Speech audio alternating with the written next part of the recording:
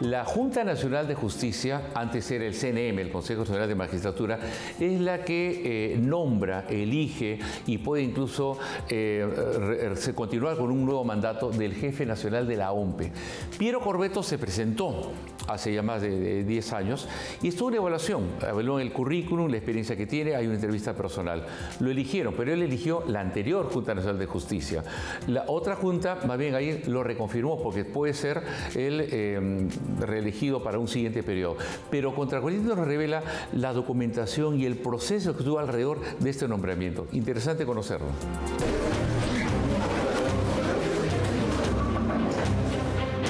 Algunos hablan de ataques, pero los hechos no necesitan defensa, se ven.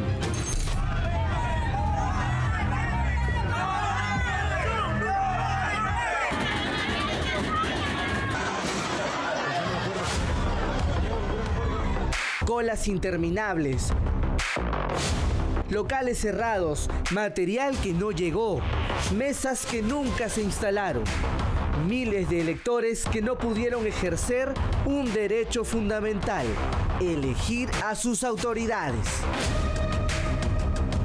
Un proceso electoral resumido como desmadre, todo bajo la organización de Piero Alessandro Corbeto Salinas. Entonces la pregunta es inevitable. ¿Quién puso a Corbeto ahí? ¿Fue mérito o hubo otra cosa? Nosotros le hicimos al señor Piero Corbeto varias observaciones. Él había indicado que había planteado un plan de trabajo en el cual nosotros demostramos que por lo menos hasta la fecha de la evaluación no había cumplido con el plan de trabajo. Había tenido más de 850 observaciones de carácter formal de parte de la Contraloría. Había habido casos de nepotismo, había habido casos de malos manejos de caja chica. Hoy revisamos ese camino, documento por documento, porque esta historia no empieza en la elección, empieza mucho antes, en plena pandemia, en agosto de 2020.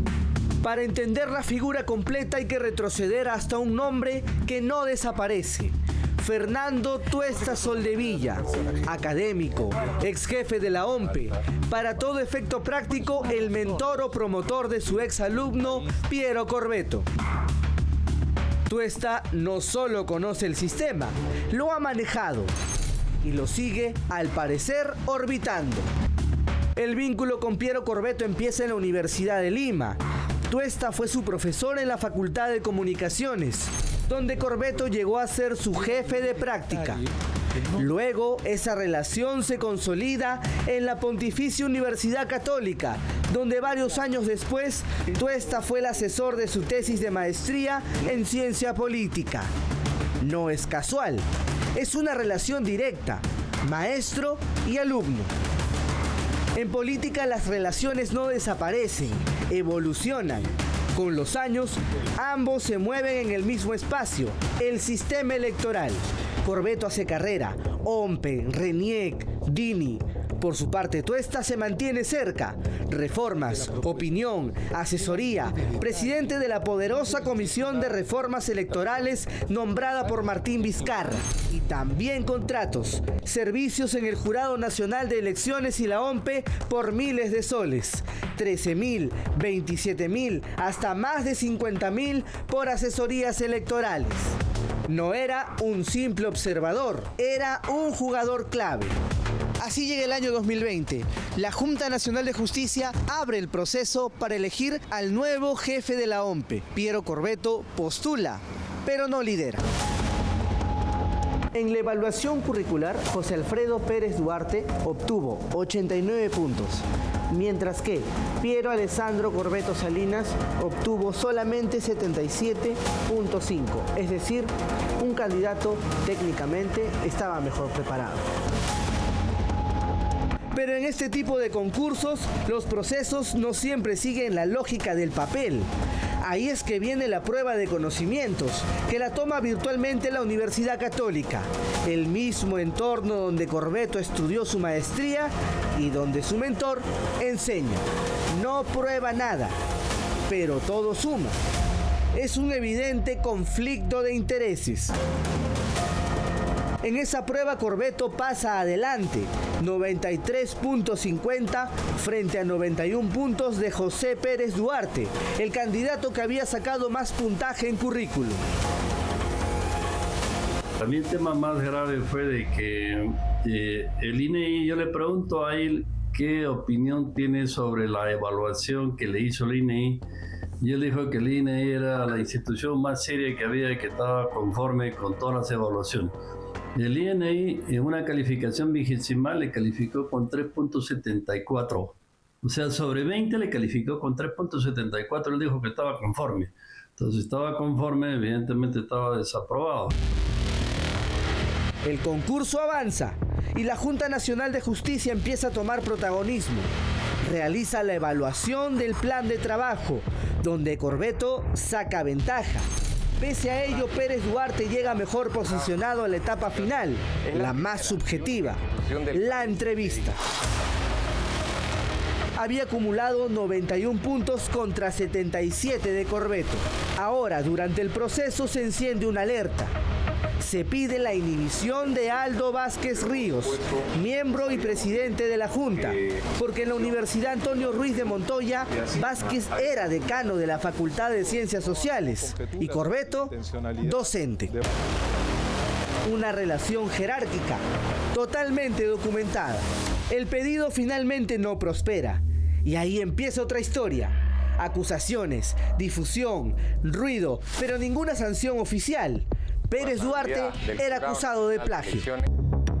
Sin embargo, según un reporte de Turintin 2026, esto nunca ocurrió. El informe reporta autocitas confirmadas y trabajos posteriores al documento, es decir, se caía la narrativa.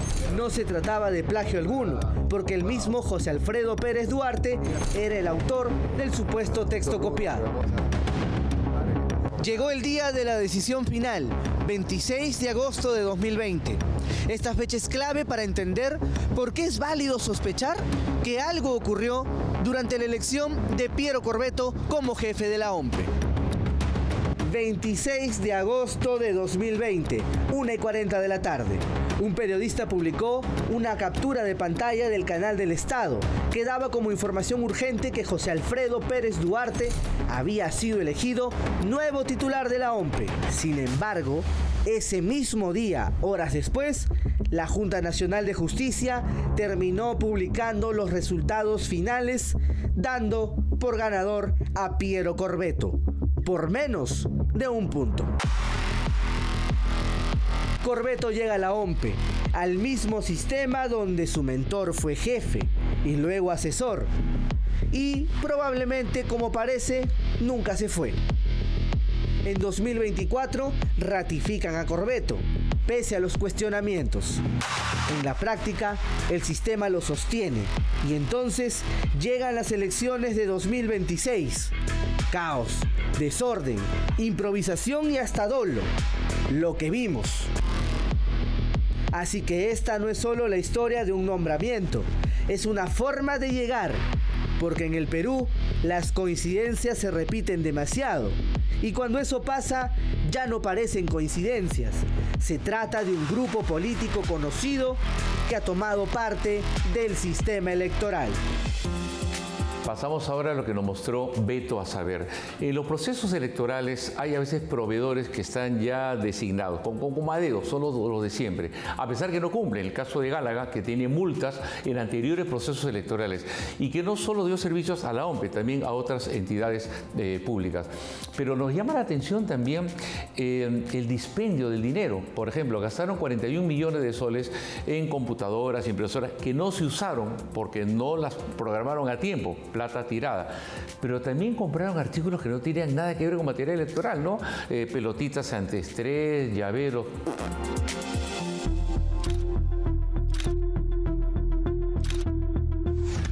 La empresa Gálaga no solo ha sido beneficiada por la Oficina Nacional de Procesos Electorales, sino también recibió millones de soles de otras entidades estatales.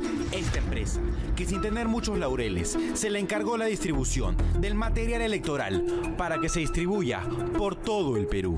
También los innecesarios gastos de la OMPE, que no tienen ninguna relación con temas electorales. Gálaga, señalada por el Ministerio Público y la policía de haberse coludido con la OMPE para una licitación que atentó contra el voto de cientos de peruanos e encontró en el estado su mina de oro. La unidad está vacía. Está vacía. Tengo la ruta 158. Estoy desde ayer muy temprano, toda la noche. Hoy día prácticamente todo el día ya. Estamos a la espera. ¿Ya cuántas horas estoy acá, amigo? La más reciente, por el servicio de transporte de carga de materiales educativos por varias partes de la región, por 1.800.000 soles. A pesar de las irregularidades, el Ministerio de Educación hará que se respete el contrato de Gálaga hasta noviembre de este año. La siguiente, a la Dirección de Redes Integradas de Lima Sur, para el servicio del transporte de productos farmacéuticos por 2.472.000 soles. La fecha del contrato culmina en la quincena de septiembre. Sin duda, Gálaga debería ser investigado en todos sus procesos de contrataciones que ha tenido con el Estado, absolutamente con todos, porque lo que nos ha dejado como experiencia con relación al tema del proceso electoral y la OMPE es que efectivamente es una empresa que ya está siendo investigada por colusión.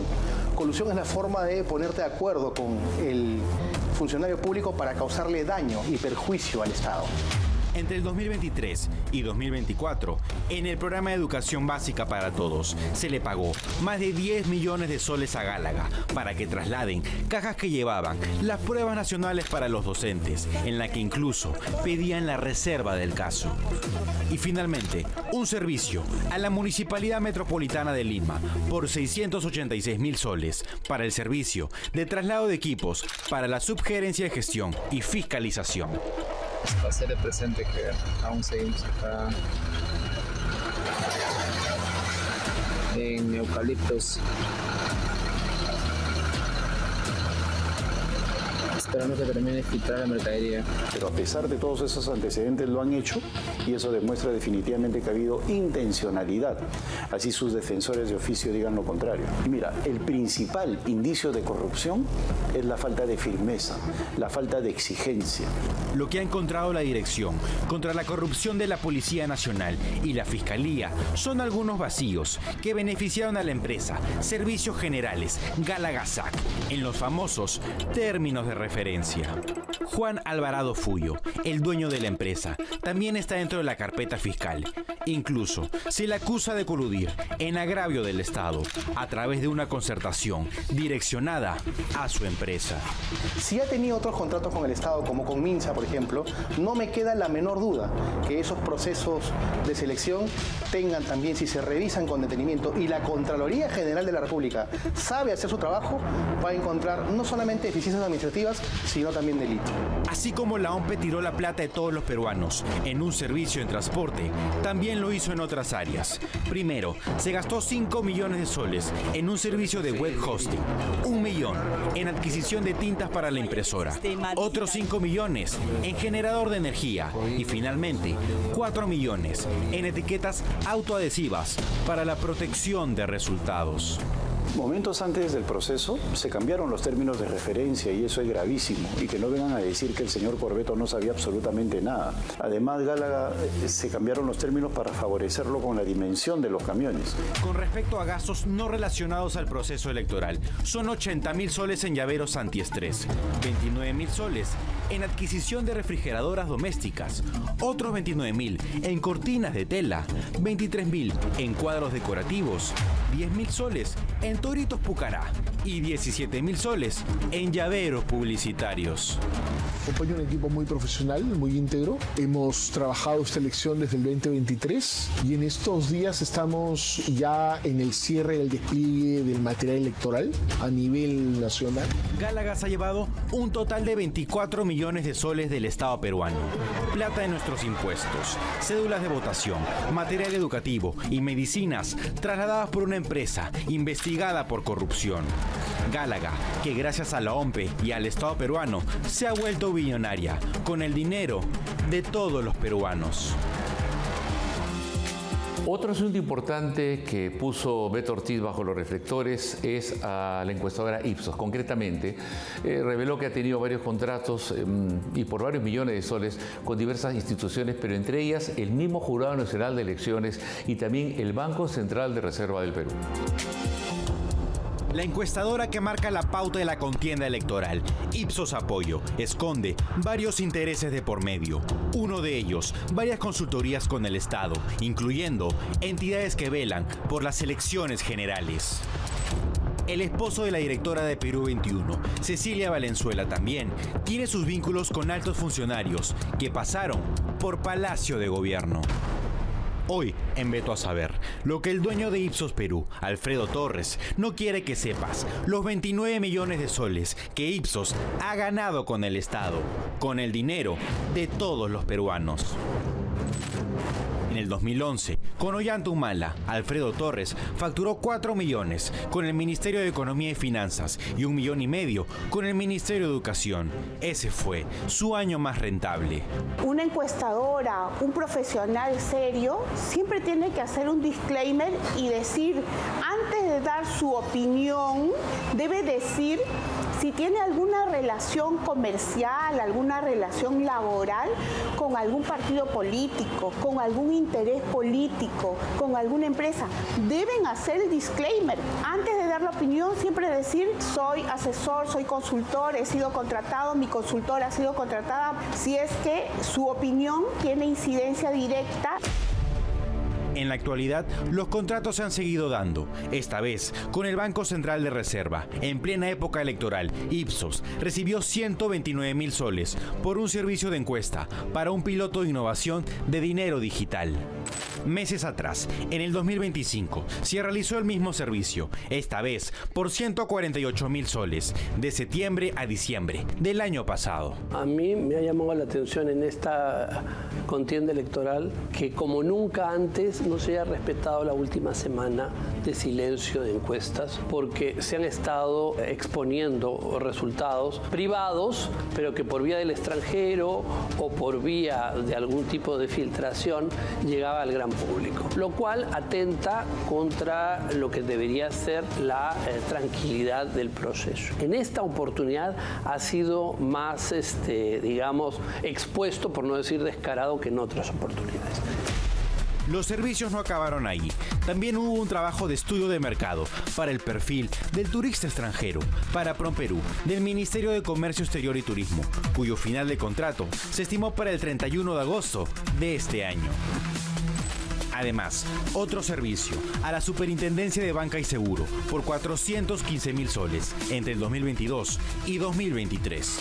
Creo que las encuestadoras deberían actuar como notarios públicos, evitar esas ceremonias o esos eventos con financistas que al mismo tiempo podrían ser financistas de determinados partidos políticos. Pone en tela de juicio la imparcialidad y el tecnicismo de esa encuestadora.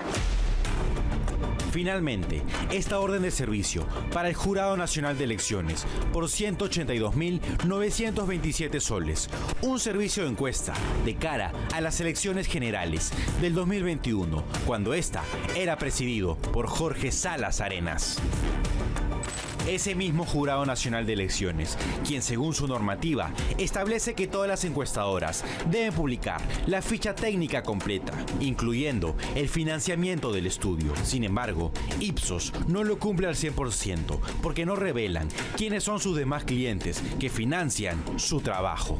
Los órganos electorales son los que fiscalizan a las encuestas o a las encuestadoras. ¿Cómo puedes brindarle un servicio a quien te va a fiscalizar?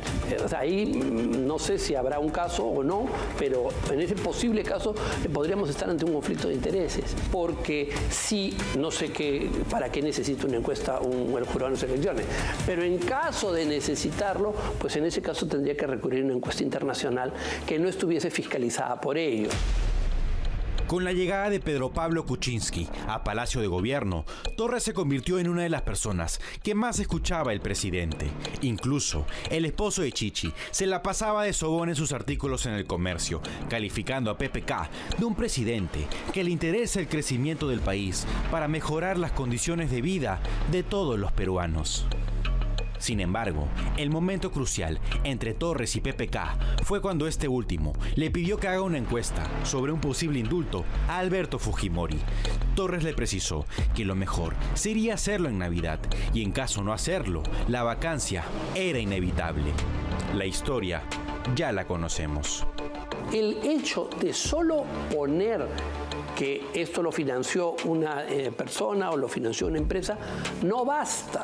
Es necesario mostrar todo el catálogo de los intereses empresariales o institucionales que han concurrido al financiamiento global de tu entidad encuestadora. El financiamiento de las encuestadoras debe ser público. Desde hace varios años, Ipsos decide quién sube, quién baja, quién existe y quién ya fue expectorado, antes de que Ciudadano decida por quién votar. Ipsos, la encuestadora que ha recibido millones de soles del Estado peruano, debería también poner en sus gráficos los intereses que lo comprometen. Tenemos que ir a una nueva pausa comercial y también vienen los personajes alrededor de Pedro Castillo, ¿no? No más pobres en un país rico, solamente mi familia y mis amigos. Se han beneficiado, ¿eh? Le diremos quiénes, cómo.